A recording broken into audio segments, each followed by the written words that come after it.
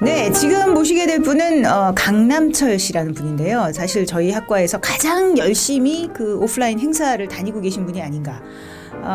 저희 강 씨 집안이 좀 뭔가 이렇게 필드에서 강점을 가지고 있기는 해요. 그런데 삼성전자에서 20여 년 근무를 하시다가 이제 여러분들 보시면 알겠지만 굉장히 영한 외모를 가지고 계시거든요. 그래서 그 젊은 혈기로 은퇴를 하고 나서도 경기도 미술관에서 도슨트 일을 하기도 하셨고요. 수원에 있는 지역 매체에서 리포터로 활동을 하시는, 그래서 글도 아주 잘 쓰십니다. 그래서 저희 과의 대표적인 저널리스트라고 할 수 있는데, 예술 경영 분야의 저널리스트 강남철 씨를 소개하겠습니다.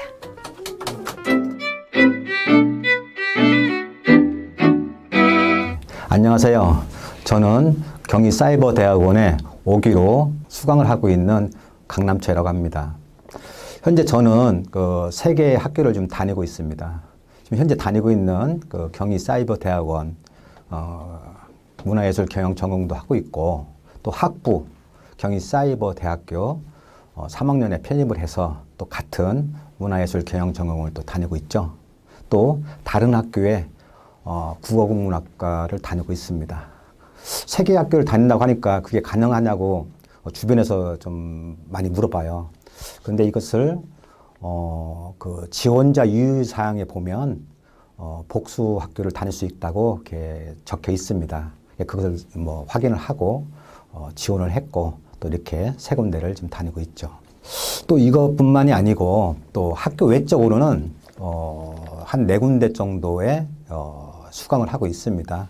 그 방송통신대학에서 하고 있는 그 평생학습관에서 그 코디네이터 과정이라든가 또는 마을 그 강사라든가 이런 것도 과외로 또 수업을 받고 있고요. 또 그 경기문화재단 그 상상 캠퍼스에 하고 있는 그 다사리 문화기획학교 야학도 수업을 좀 듣고 있고요. 수원 시립미술관에서 도슨트 양성교육도 받고 있습니다. 이게 많은 교육을 받고 있으니까 상당히 바쁜 걸로 보이는데 저는 그렇게 바쁘게 살지는 않습니다. 추가로 말씀을 드리면 여기에다가 텃밭을 또 갖고 있기 때문에 그 도시농부로서 상당히 그 만끽한 그런 삶을 살고 있습니다. 이렇게 그 현재 제가 있는 그 주변 환경과 삶을 이야기하는 것은 삶은 곧 생활의 애수이다라는 얘기를 좀 하고 싶어서 그 서두에 미리 그 말씀을 드렸던 거고요. 코로나 이전까지만 해도 저는 그 공연이라든가 연극이라든가 뭐 뮤지컬 또는 뭐 영화 또는 뭐 세미나 축제 여러 그 분야를 다니면서 보기도 하고 교육도 듣고 뭐 수강도 하고 이렇게 많이 했었는데 이번에 한번 돌이켜 보니까 1년에 한 100번 정도 이렇게 다녔더라고요. 그리고 또 수업이라든가 수학이라든가 이런 것도 연간 한 20, 30회의 그 분야에서 그 수강도 했고 지내왔는데, 이러한 것들은 평소에 갖고 있는 그 가치관에 의해서 그 진행을 해왔던 것 같습니다. 그것은 뭐냐면 일단 그 목표와 목적을 세우지 않습니다. 그리고 남과 그 비교하는 것을 좀 약간 절제를 좀 하고 있고요. 가능하면 저의 그 수준과 환경에 맞춰서 계획을 짜고 있습니다. 그렇기 때문에 피곤하지가 않아요. 또 어렵지도 않고요. 무엇을 할 때. 왜 그러냐면 아까 말씀드린 것처럼 제 수준에 맞는 것을 찾고 배우고 즐기기 때문에 그렇다는 것이죠. 누구든지 그런 얘기를 합니다. 꿈은 있다는 얘기를 좀 많이 하죠. 꿈을 세워라, 뭐 목표를 세워라 이런 얘기를 많이 하는데, 저는 개인적으로는 그걸 반대를 하고 있습니다. 그 반대라는 건 좀 그렇겠지만 그것은 개인의 그 삶에 좀 피곤함을 줄 수 있는 그런 그 단어가 이지 않을까 그런 생각을 갖게 됩니다. 지난 이제 그 과거를 보면 제가 그 전자회사에 그 취업을 했고요. 거기서 한 20년 가까이 그 근무를 해왔었고, 그 이후에는 또 이런 그 근로자에서 그 사업주로 해서 사업도 한번 해봤습니다. 해보는데 상당히 힘들더군요. 왜 힘드냐면 그 남에 의해서 그 자신이 그 맞춰가야 된다는 것이 상당히 힘듭니다. 직장을 다녔을 때는 직장에 대한 그런 그 환경에 맞춰서 그 목표에 그 맞춰가지고 일을 또 해야 되는 거고, 또 사업을 직접 했을 경우에는 그 거래처의 그 일정과 그 수준을 맞춰서 또 진행을 해야 되기 때문에 상당히 심리적인 힘이라든가 그 피곤함을 많이 느꼈었던 것이죠. 그것을 좀 벗어나려고 보다 보니까 이것을 내가 납품을 하지 않고 직접 내 상표를 가지고 나의 제품을 판매를 하면 어떻겠냐는 생각을 가져서 하나의 상품을 개발을 해서 수출까지 또 한 10여 년간 또 해보기도 했었죠. 그건 역시 좀 제가 볼 때는, 제 스스로 볼 때는 어려움이 있더군요. 아마도 그걸 보면 어떤 직장 생활을 하는 거라든가 어떤 사업을 하는 것은 제한테 성격이 맞지 않았던 것이 아니겠는가, 그런 생각을 가지게 됩니다. 그러면서 이제 세월은 흘렀고요.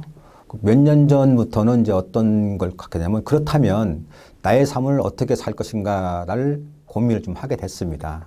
그러면서 주변을 돌아보게 됐죠. 꼭 내가 전공을 했던 것을 계속적으로 추구를 하고 목표를 세워서 가는 것만이 능사가 되는 것이냐, 아니면 우리가 어렸을 때부터 또는 학교를 다니면서 또 사회생활을 하면서 세웠던 그런 목표를 벗어나서 또 다른 삶을 사는 것은 또 어떤 것인가, 이런 것을 좀 생각을 하게 됐던 것이죠. 그렇기 때문에 초기에 얘기했던 것처럼 공연도 보고 영화도 보고, 또 아까처럼 또는 교육이라든가 어떤 데를 찾아다니면서 1년에 100군데, 120, 30군데를 다니면서 여러 가지 이렇게 경험을 하고 참여를 했었죠. 그러면서 처음에 발을 디딘 것이 어떤 그 전통 사물놀이 쪽으로 발을 들이게 되었고, 그것이 주변에 있는 그 주민자치센터라든가 어떤 동아리 형태로 참여를 하게 됐었죠.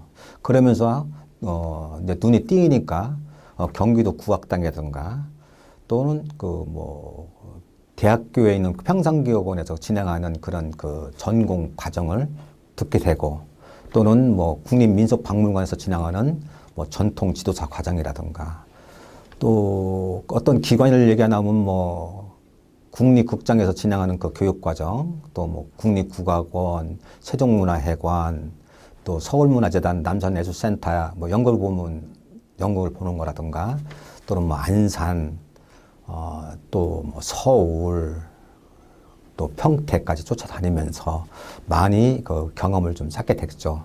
그러다 보니까 점차 제가 보는 눈이 달라지는 것이죠. 그동안에 전공만 가지고 지내왔던 삶에서 벗어나서 다른 분야를 좀 보게 되는 겁니다. 그러면서 이제 점점 발이 넓혀가는 것이죠. 공연을 보다 보니까 연극축제에도 또 참여를 하게 되고, 연극축제를 가다 보니까 또 우연찮게 아마추어 또 연극인으로 또 참여를 하는 기회가 또 생겼습니다. 그래서 3년 동안 연극축제에 아마추어 배우로서 또 참여도 했었고요. 또 그러다 보니까 또 희곡을 또 쓰게 되고, 그래서 시곡을 또 한 2편을 또 썼습니다. 박물관과 미술관을 또 다니다 보니까 또 거기에 대한 경험에 의해서 또 도슨트도 또 하게 됐죠. 이러면서 점차 제가 보는 그 시야도 넓어지고 하는 일도 많아졌죠.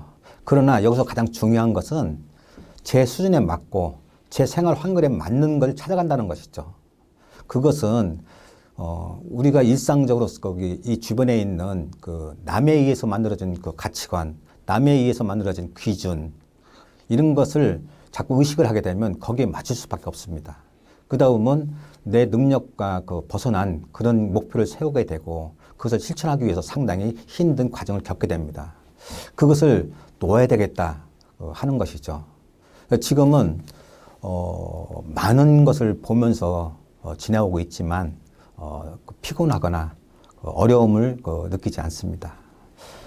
이러한 과정을 저는 개인적으로 실개천의 삶이라고 저는 생각을 합니다. 작은 개울이죠. 그러나 그 작은 개울은 자신의 물이 넓은 지구의 한 70%가 바다라고 하지 않습니까? 그 넓은 바다로 흘러가는 걸 모릅니다. 모르고 그냥 흘러가는 것이죠. 사람의 인생도 그거와 같지 않을까 하는 생각이 듭니다. 제가 저에 맞는 수준과 저에 맞는 그 환경에 맞춰서 하나씩 하나씩 해가는 것은 마치 실기천이 흐르는 것과 같지 않냐 그런 생각을 해보게 됩니다. 예를 들어서 그 물이 흐르다가 그 돌이 있으면 잠시 머물다가 돌아가기도 하고요. 또는 비가 오면은 더 자기의 물에 더 양을 늘려가지고 넘쳐서 흐르기도 하지요. 그 비를 받는다든가 하는 것은 제가 교육을 받고 공연을 보는 거하고 또 다를 바가 없다고 생각이 듭니다. 그러다 보면 다른 또 실개천과 만나게 되죠. 그것은 제가 갖고 있던 전공에다가 다른 분야를 이렇게 섭렵을 하는 것처럼 만나서 모아지는 거하고 같다고 봅니다. 그만큼 내가 보는 눈이 넓어지고 제가 포용할 수 있는 양이 많아진다는 것이죠. 그 안에서 물고기도 살죠. 또 주변에 있는 개구리도 또 자생을 또 하게 되고요. 또 강아지 풀도 거기서 늡니다. 그러면서 나의 환경이 풍부해지는 것을 느낄 수가 있어요. 이런 걸 생각을 하면서 우리는 너무 남이 세워놓은 그 기준을 가지고 그에 대한 목표를 세우거나 또는 너무 남을 의식을 해서 그 무리를 하는 경우가 있습니다. 그러므로 해서 거기에 대한 또 실패 이런 것이 나를 삶을 살아가는데 상당히 어려움을 줄 수가 있는데 제가 그동안에 살아온 경험으로 이제 돌이켜 보면은 굳이 남의 기준과 가치관과 비교를 하지 않아도 충분히 나의 행복을 찾을 수가 있다. 이런 생각을 가졌고 지금도 그것을 실천을 하고 있다고 생각을 합니다.